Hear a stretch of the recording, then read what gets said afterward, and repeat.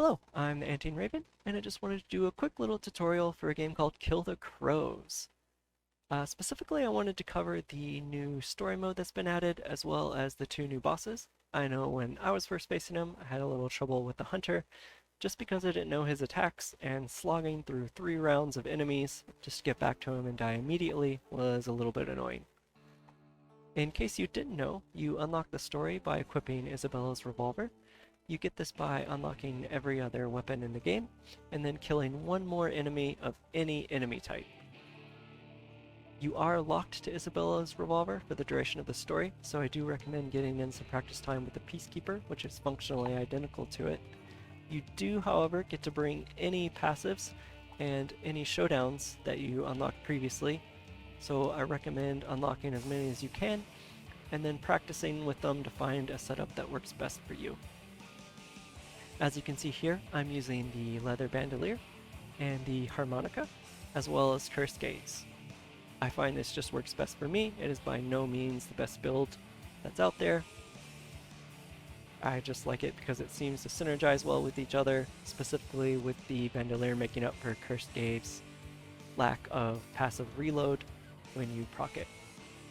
The harmonica just helps keep a high showdown uptime, which I find is very, very useful for rounds 2 and 3. Now this brings us to the first boss you'll be facing, the one you should all be familiar with. This is the Reaper.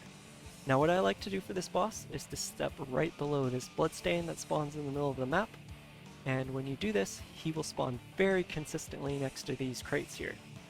Then you can aim just below the boss and pick off one of his shields, and usually you can pick up a second. As you can see, I was a little late, but usually you can pick up 2 and then snipe the third and finish him off with showdown or walk around his tombstones and shoot him in the face.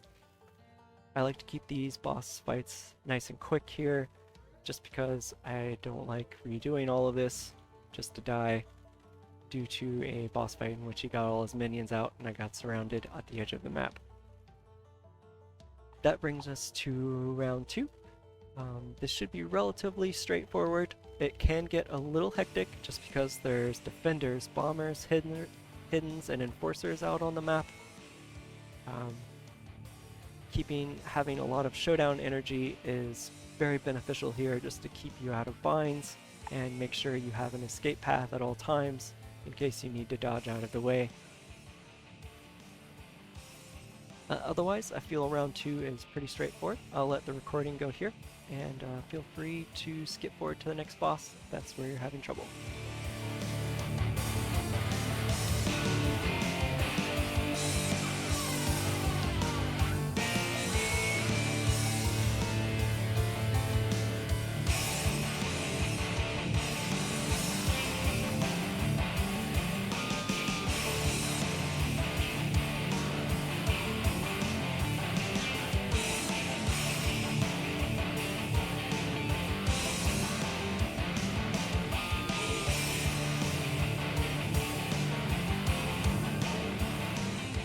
Now this brings us to the second and one of the newer bosses that was added, the Shaman.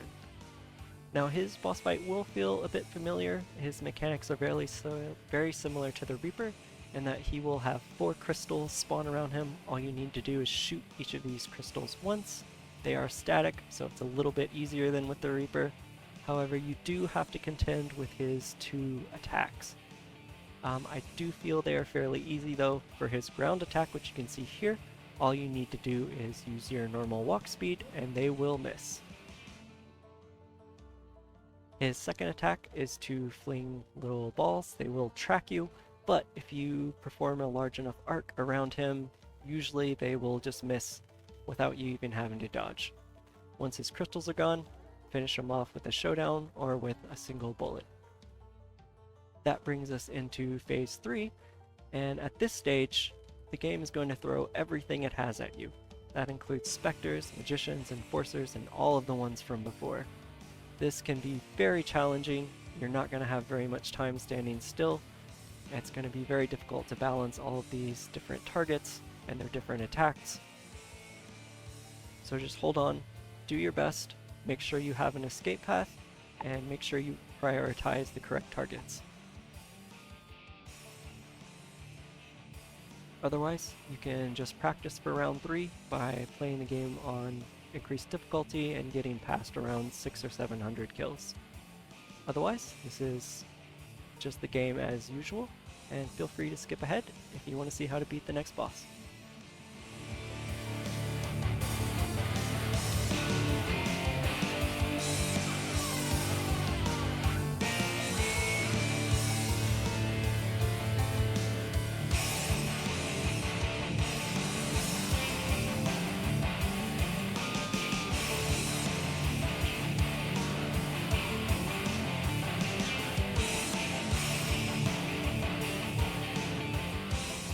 Alright, now this brings us to the third and last boss, the Hunter.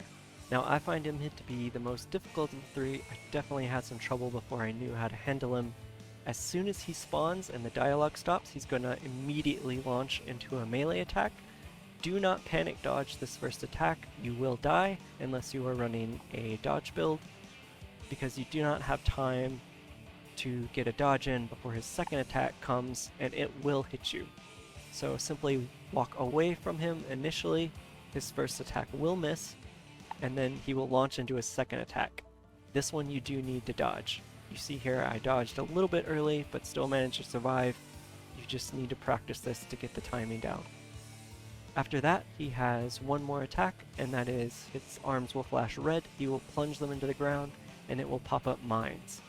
Walking over these will mess up your day, but you can shoot them or simply walk around them, so I don't feel they're that challenging.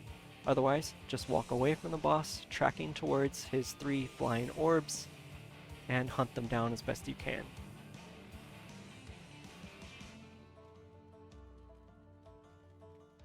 After that, all you need to do is one quick bullet to him, or pop your showdown if you're worried about getting meleeed, and congratulations!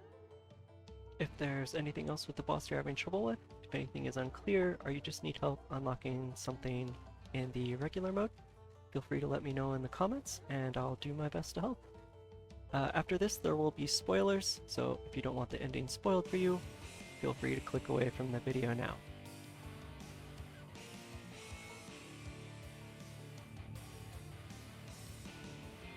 So if you're like me, and you finished the story and saw the description on the tarot card, you may have thought, maybe if I equip the tarot card and make it through the entire game without getting shot, the tarot card will proc here and I'll get a secret ending.